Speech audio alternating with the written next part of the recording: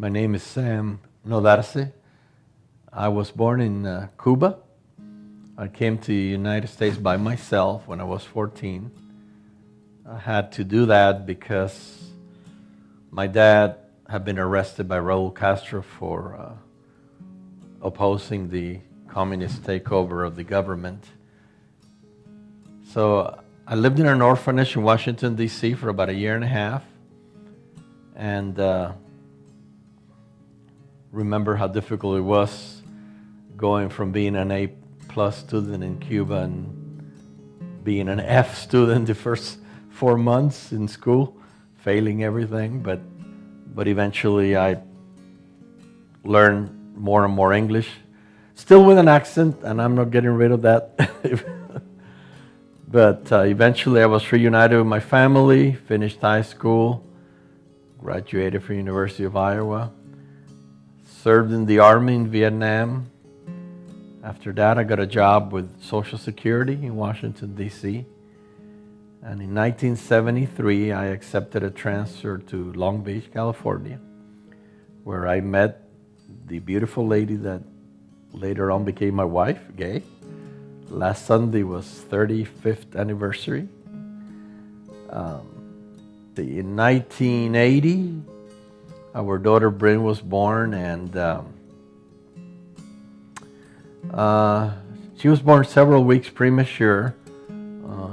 Saturday morning, early Sunday morning, I had gone back home late at night, and I got a call from the doctor. The doctor said, "Mr. Nodarse, there's a problem with the baby."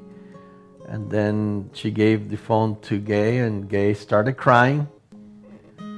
And when I heard the phone ring, I figured something is wrong. I was pretty much a newer Christian, but all I knew what to pray or what to say was the name of Jesus. That's all I needed. So I rushed to the hospital. They transported Bryn to Children's Hospital in Orange. A couple hours later, they allowed me to see her. She was in an incubator, and she had an X drawn on her chest where they were going to do, she had a collapsed lung, they were going to do surgery. The doctor left me for a few minutes so I could be with her, and I prayed, probably like I never prayed before.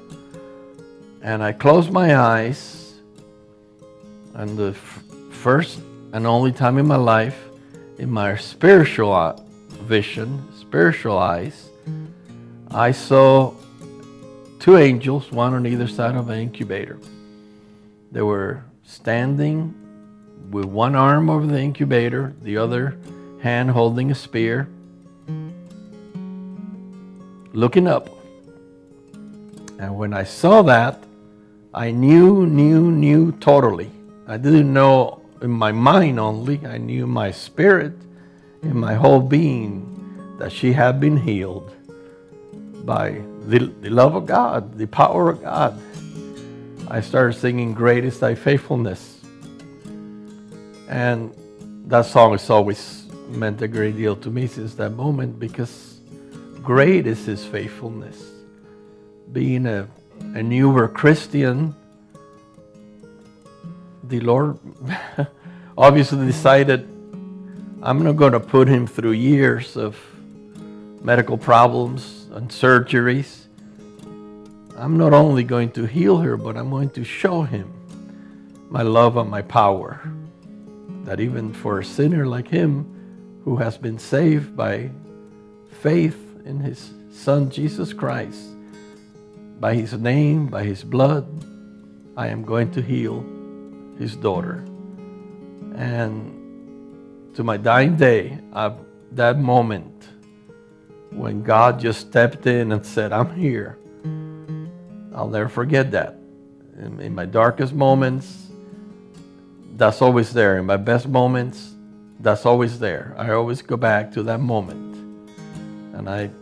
And someday I'll be able to thank Him properly for His mercy, for His forgiveness, for His grace that allows me to be His son, to call myself a child of God.